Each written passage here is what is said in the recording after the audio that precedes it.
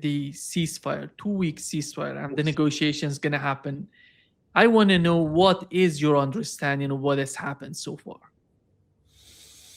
Well, it's extremely complicated because the situation was unraveling the minute after the ceasefire was announced.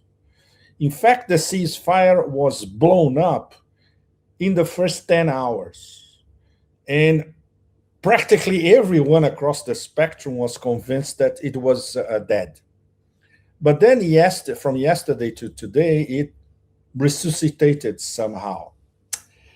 Very, very important. Once again, the role of a go-between. In my latest column, I was talking in some detail about the role of Pakistan, not as mediators or the architects of the ceasefire, but as the messengers, the go-betweens. So they were passing messages back and forth. And this apparently has led to enormous misunderstandings. The number one is the version in English that the Americans got of the Iranian 10-point plan. Apparently, the original version in Farsi is quite different from the version in English that the Americans received. But assuming these people in the White House can read, that's not a guarantee. We know that the baboon of Barbaria doesn't read anything, but he has minions who read for him. They could have gone to X, and it was published on X for days, the Iranian 10-pointer, in English. Very, very simple. And this was exactly the first version translated into English and available on X for everybody to read. So the accusation that Pakistan may have interfered and passed a wrong or a badly translated version to the US does not hold. We know that the White House lies all the time. And on top of that, they start lying immediately after we had a ceasefire, apparently. They start lying about Lebanon. Prime Minister Sharif published once again on X in English a post where it's written that Lebanon is included. Everybody can check that on X. So the Americans immediately afterwards start saying, no, Lebanon is not included. And the stupid blonde spokesperson for the White House said, no, it's not included. And on top of it, she said, no, and the 10-pointer, it's absolutely ridiculous, etc. We threw it into the garbage. Well, so this was the White House destroying already something that they had theoretically agreed upon before. Well, it's typical White House, right? So once again, Pakistan as mediators. Between yesterday and today, the Pakistanis once again, they promised Tehran that, look, the Americans told us that they're going to refrain the genocidal war criminal in Tel Aviv. After, of course, he had gone on an absolutely demented rampage all across Lebanon, killing people all over, not only in Beirut, but all over the place. Something absolutely horrible, Gaza style. And Iran was ready to respond, really highway to hell. So we were thanks to the Pakistanis once again that they, we trust you, at least maybe probably for the last time. And we're going to send our delegation to Islamabad. They will be arriving probably tonight in Islamabad.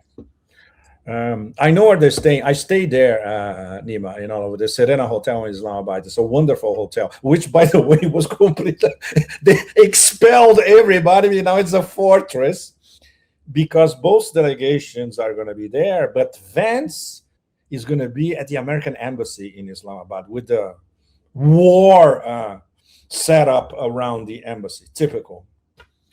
Well, the substance of all that. On the Iranian side, we're going to have Arakshi and Ghalibaf. That's predictable.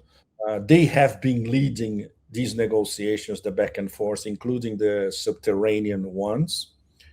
And on the American side, we're going to have J.D. Vance, J. Palantir Vance.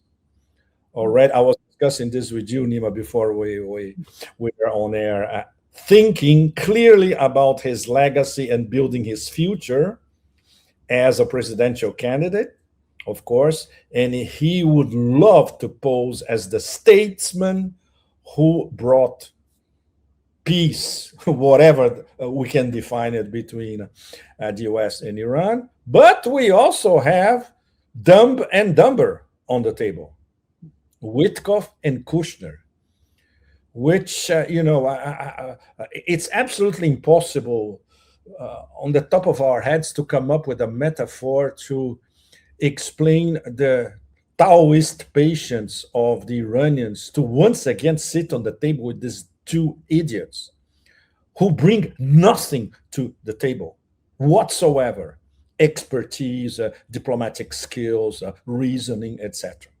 But it's the official White House designated delegation. So this real negotiation will be between Vance and Arakshi Ghalibaf. There's no question about that.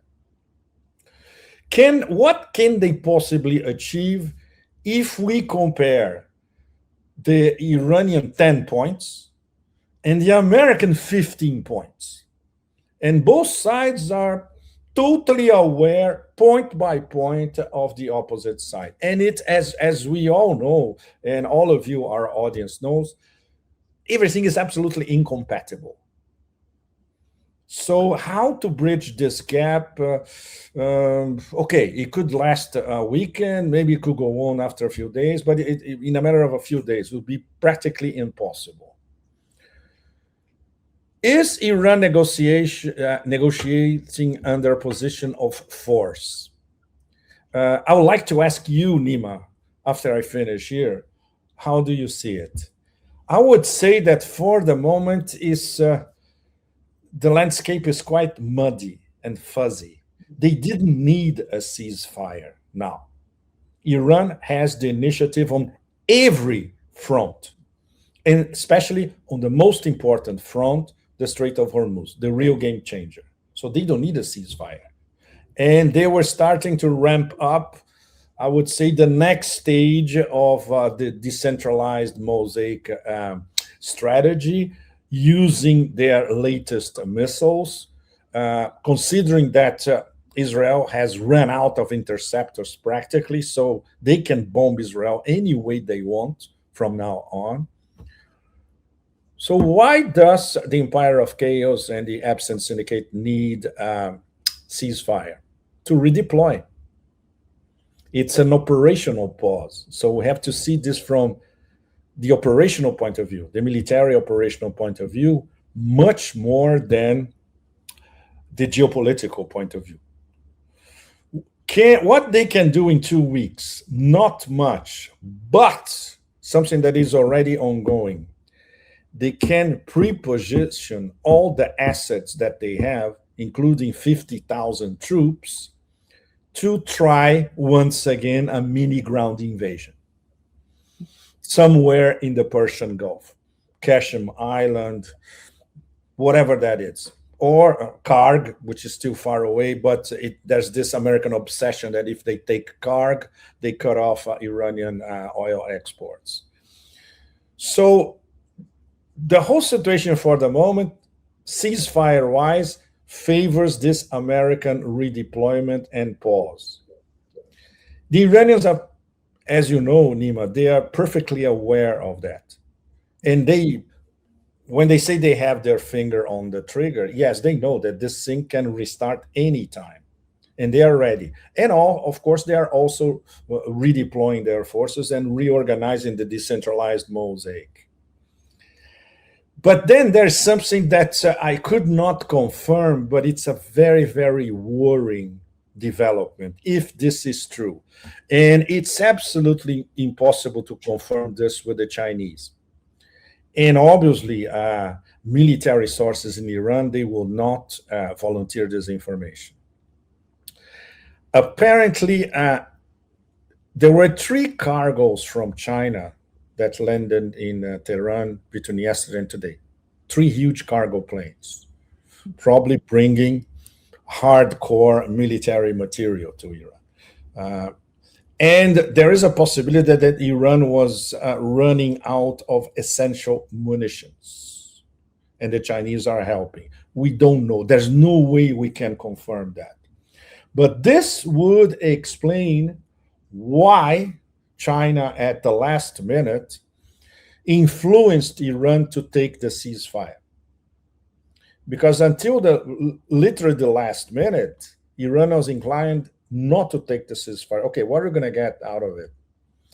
And after all that absolutely crazy Muslim world WhatsApp phone call dementia lasting hours or more than a day, the Chinese at the last minute told Iran, okay, take it.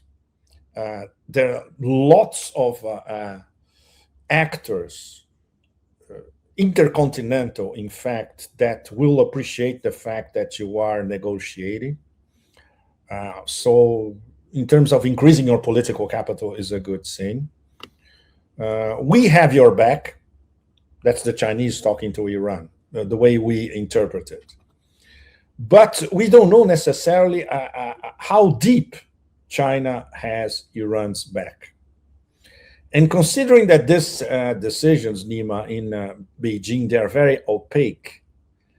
It's, you never know how they take these decisions. And especially for us foreigners, it's off limits. It's impossible for us to know. So considering our contacts or, analysts that we talk to, we can have an idea. But there are many elements that favor China telling Iran, sit down and talk, while the Chinese are also coordinating with Iran militarily. At the same time, when it comes to the Strait of Hormuz, until 1 or 2 days ago, the strait now is closed again and open only for a few ships a day. The Chinese ships had no problem. And very important for China, this toll booth is being operated in yuan and payment through CIPS, the Chinese international paying system, this is the beginning of the petro-yuan, in place. So this, from a Chinese point of view, this is swimming, and it's not going to change. For instance, what is going to change is if major countries accept officially that the Strait of Hormuz from now on is managed by Iran, they submit to the rules. So there's going to be a stampede of nations all over the world following it. And guess who's on the front line? South Korea. They sent a special emissary to Iran, probably going to discuss the passage of tankers going to South Korea. And of course, they will abide by the new rules. So if South Korea officially abides by the new rules, that's it. That's it. Everybody else will follow. So Iran is playing with that as well. And because they know that a closed Strait of Hormuz or nearly closed, Asia is bleeding, literally.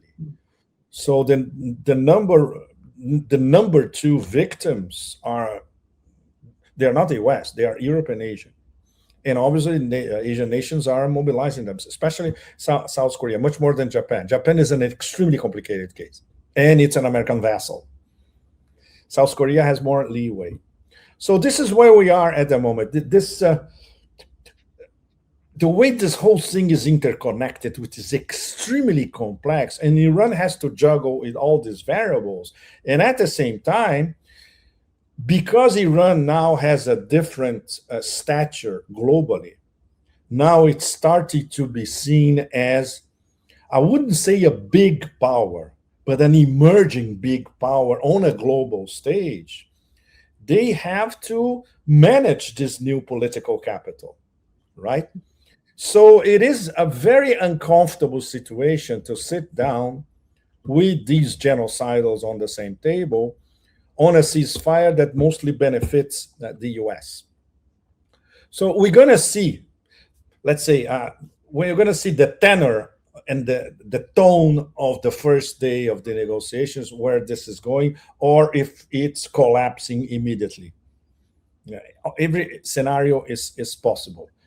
But what I think for most of us, the most important element in the big picture is how complex is the chessboard that Iran has to navigate, and they cannot make a single mistake. Yeah. That's how difficult it is, right? Okay, Nima, now I'm asking you practically the same question. How do you see the pros and cons of Iran sitting on the same table in Islamabad, convinced by the Pakistanis that there's going to be some sort of meaningful dialogue with the Americans? And of course, there won't be interference by the death cult. Yeah. I think those three cargoes that you've mentioned are basically related to the defensive part of the military operation in Iran, the defensive capabilities of Iran. Because in terms of the offensive, they don't have any shortage.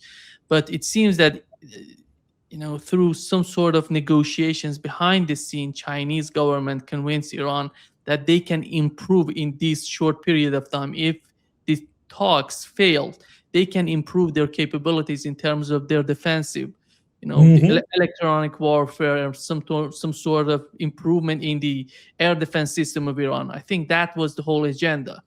Let's try to negotiate with the United States. Let's give it a 2 weeks of some sort of ceasefire, and let's see what would happen. And on the other hand, Iran had this communication with the government in Pakistan. It's not something new, Pepe.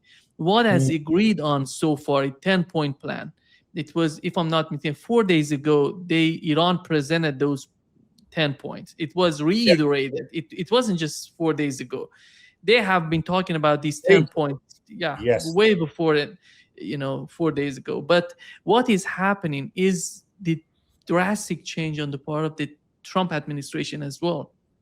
After that failure with the raid on Iranian soil in the southern part of Isfahan, because that gave them some sort of understanding about what would be a ground invasion of Iran, what would be the reaction from the Iran, what are the capabilities of the Iranian army in that sense on the ground. I think there are many factors to be considered.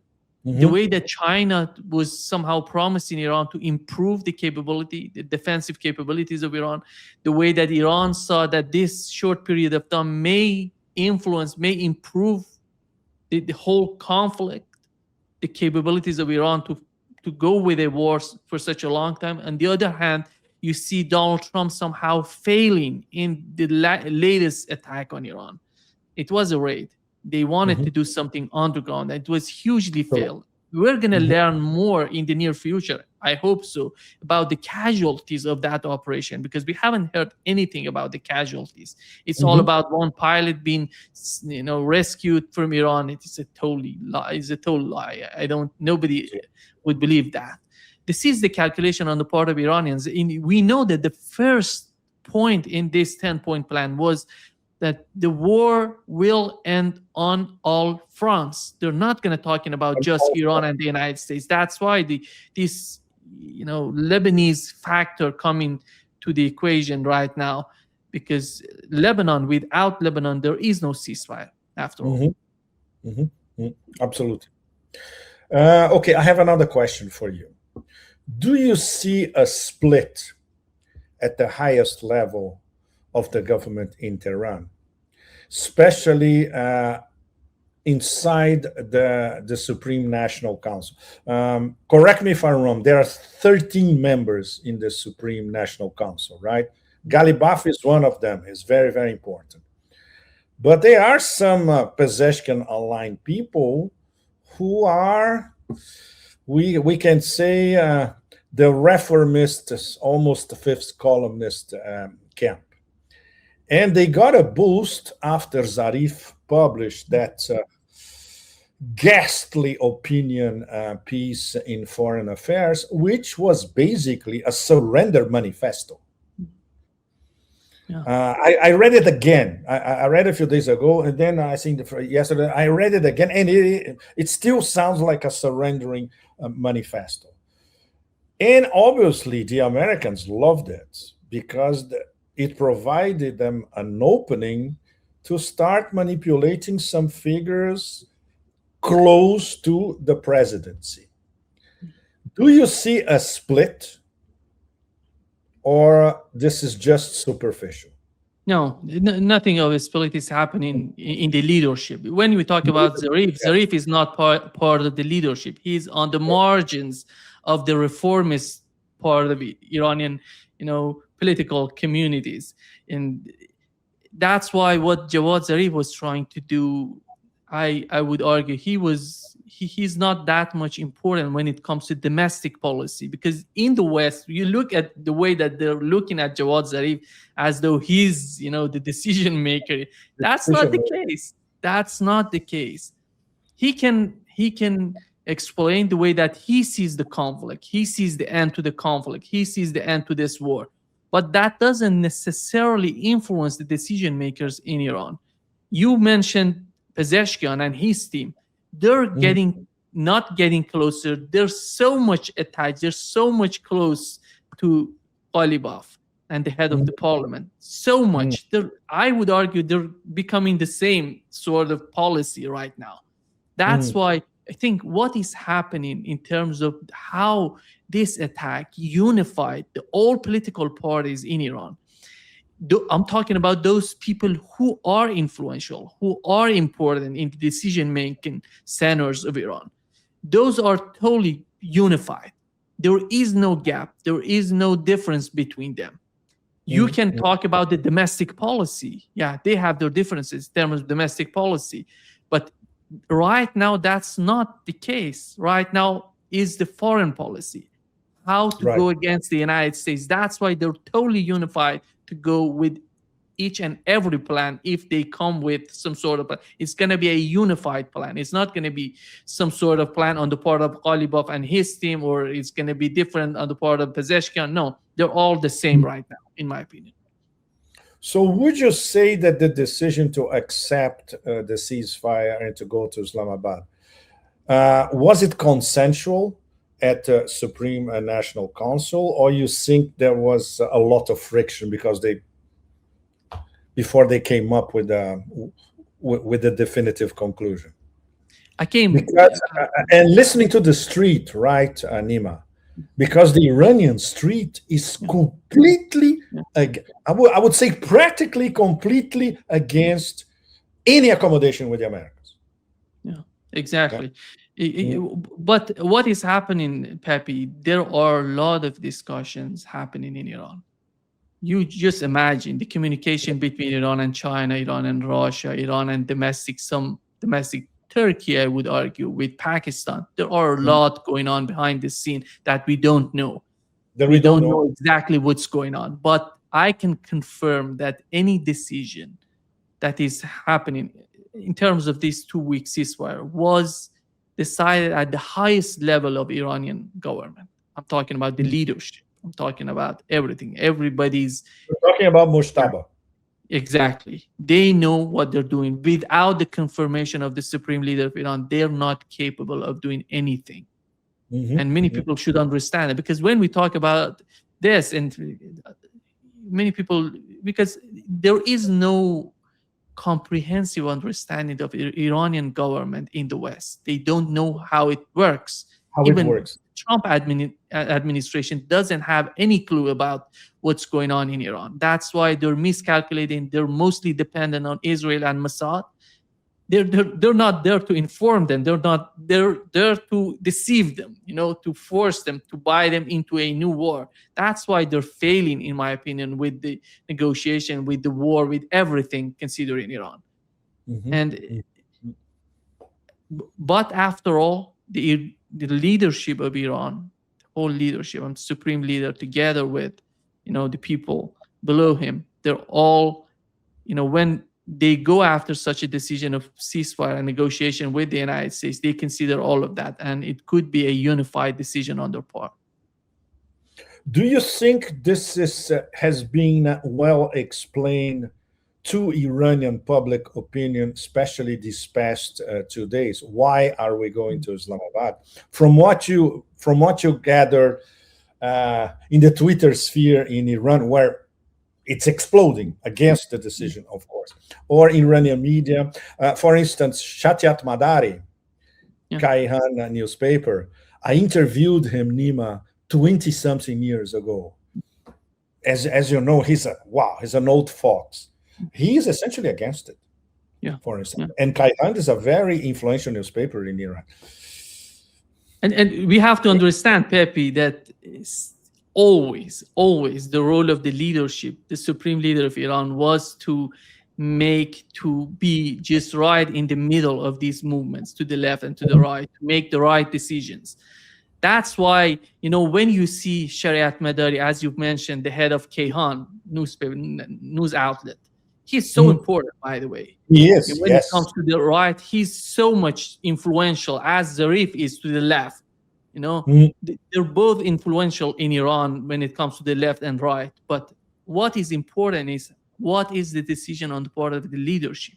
The leadership let all these sides talking the way that they're thinking, they're feeling about the conflict. But the leadership has its own decisions, all together with all officials involved in the government and above the government. I think this is the reality of what is happening in Iran. And Pepe, yes, do you have any other question? Maybe later, because I was struck by some things that was it the Iranian ambassador in Pakistan maybe that said that the Iranian delegation is going to Islamabad, even considering public opinion that is not exactly supporting it. Well, he admitted it. So, and they have to, because if you follow the discussions in Iran, even from abroad, it's obvious that the absolute majority of public opinion is against any accommodation. So this obviously had to be considered by the Supreme Security Council, and obviously by the leader himself. So they are. It's a very sophisticated, calculated bet that they can navigate the Americans on the same table. It's going to be very hard to extract some concessions. So maybe the best they're aiming at is stop the bombing. And that's not guaranteed. And that's not guaranteed, huh?